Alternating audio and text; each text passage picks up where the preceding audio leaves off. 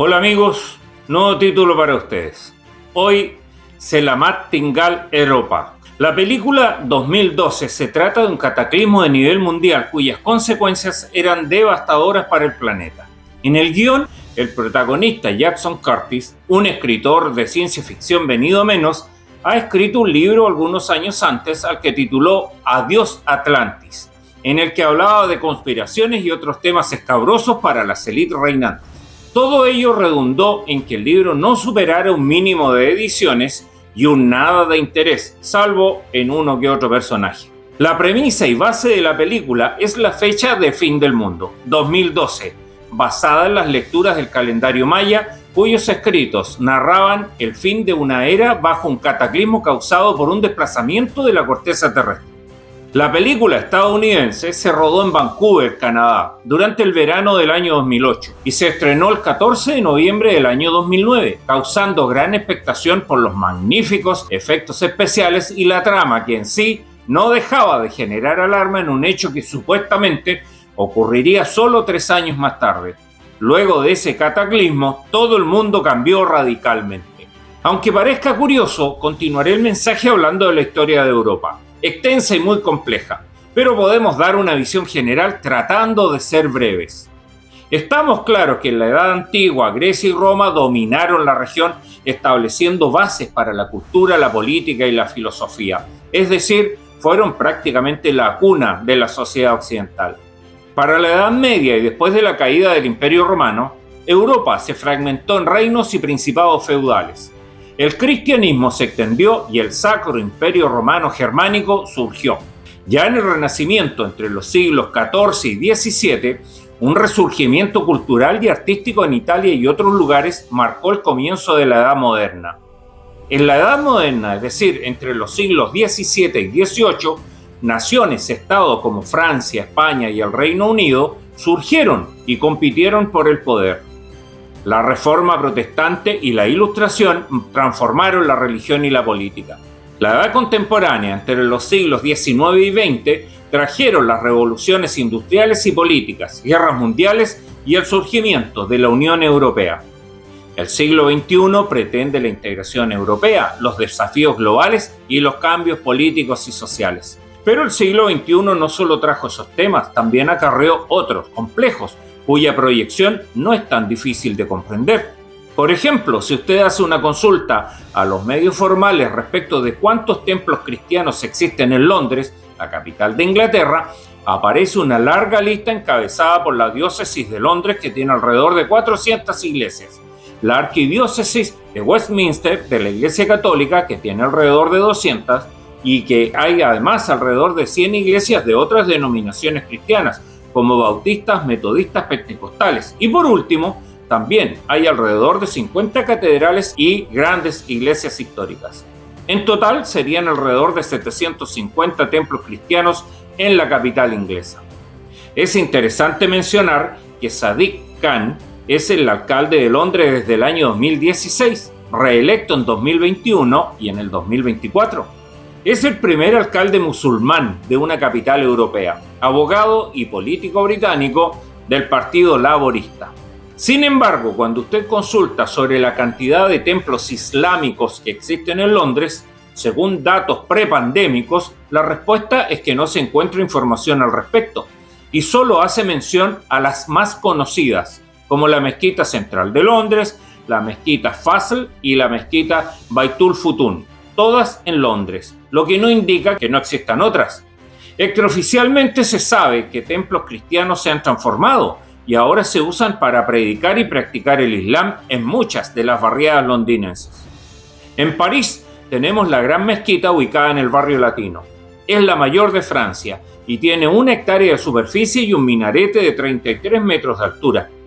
Está inspirada en la mezquita de Fez, en Marruecos, y fue construida en homenaje a los musulmanes muertos por Francia en la Primera Guerra Mundial.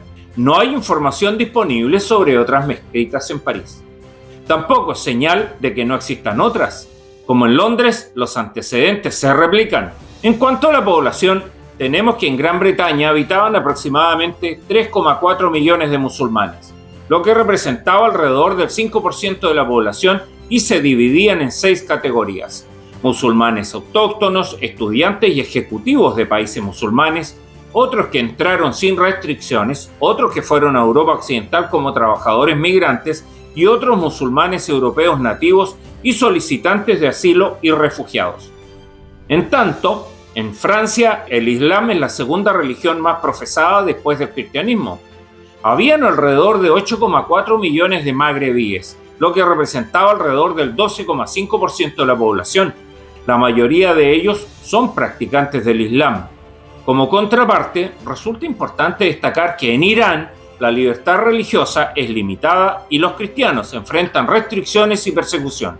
Mientras en Europa muchos templos cristianos han sido cerrados o destruidos en los últimos años, en Irán no es diferente. En Alemania había entre 5,3 y 6 millones de ciudadanos musulmanes, lo que equivalía aproximadamente al 6,5% de la población total del país. Cerca de la mitad de ellos eran turcos o turcos alemanes, pero ya no conforman la mayoría absoluta que eran antes de la llegada de refugiados, que huyeron de conflictos y guerras como la de Siria. Desde 2015 se estima que la población musulmana en Alemania ha aumentado en 900.000 personas. Si bien dicen que desde 2017 apenas ha variado, la verdad pareciera ser otra. Es importante tener en cuenta que estos números pueden haber cambiado debido a la inmigración continua y otros factores que definitivamente la ONU se niega a dimensionar.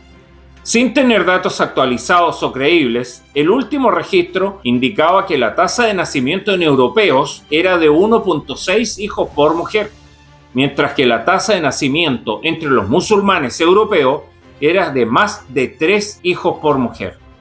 La diferencia en la tasa de fertilidad puede parecer menor, pero a mediano plazo es significativa, ya que la tasa de nacimiento de los musulmanes supera el nivel de reemplazo, lo que significa que es mayor que el número de nacimientos necesarios para mantener su población estable. Además, la edad promedio de los musulmanes en Europa es de 30,4 años, comparada con los 43,8 de los no musulmanes. Es decir, los europeos originarios son más viejos que los jóvenes. ¿Se comprende? Mientras los musulmanes continúan aumentando su población, los europeos disminuyen drásticamente. Por su parte, la tasa de natalidad en Irán ha disminuido significativamente en las últimas décadas. Entre 1980 y 2020 pasó de 6,5 a 1,8 hijos por mujer musulmana, en tanto que para las cristianas es solo de 1,4 hijos por mujer. Todo según datos de la Organización Mundial de la Salud, lo que tampoco es fácil de creer, dado las dificultades que ponen las autoridades religiosas del país en la obtención de cifras. Responsabilizan de esta disminución a factores como la educación, la urbanización y el acceso a métodos anticonceptivos. En cuanto a la población cristiana en Irán, es importante destacar que es una minoría marginal con alrededor de 300.000 personas, lo que representa alrededor del 0,4% de la población total del país, y en disminución. Conforme a los datos obtenidos y llevados a gráficos objetivos, podemos concluir que todo converge. A menos que algo ocurra, el destino de Europa está sellado. Motivados por la agenda globalista de la ONU que ataca uno de los cimientos de la sociedad occidental, es decir, la familia, los nacimientos de europeos originarios no alcanzan a cubrir los fallecimientos, lo que matemáticamente implica que como pueblo tiende a desaparecer. Por su parte, la población musulmana tiene una tasa de nacimiento con una proyección continua, por lo que sin lugar a dudas, paulatinamente cubrirán los espacios dejados por los nativos. Sin darnos cuenta, podemos estar presenciando la muerte de una sociedad completa, como en los viejos tiempos, algo que de una u otra forma nos negamos a aceptar por todo lo que hemos estudiado de ella. ¿Cómo no resistirnos a perder lo que una vez fue cuna de conocimientos y faro de nuestros sueños y deseos de crecimiento y desarrollo? Las escenas vistas en París durante los Juegos Olímpicos nos dejaron serias inquietudes respecto a lo que realmente está pasando. Querámoslo o no, algo ha cambiado y radicalmente en la otrora bella ciudad luz. Esa misma luz que hoy languidece con el débil brillo de una media luna. Indonesia, en el sudeste de Asia, con 203 millones, es el país con más creyentes y representa el 13% de todos los musulmanes del mundo. Preparando el futuro será entonces en idioma indonesio que cerraré mi mensaje de hoy. Selamat tinggal Europa. Adiós, Europa. Soy Freddy Blanc.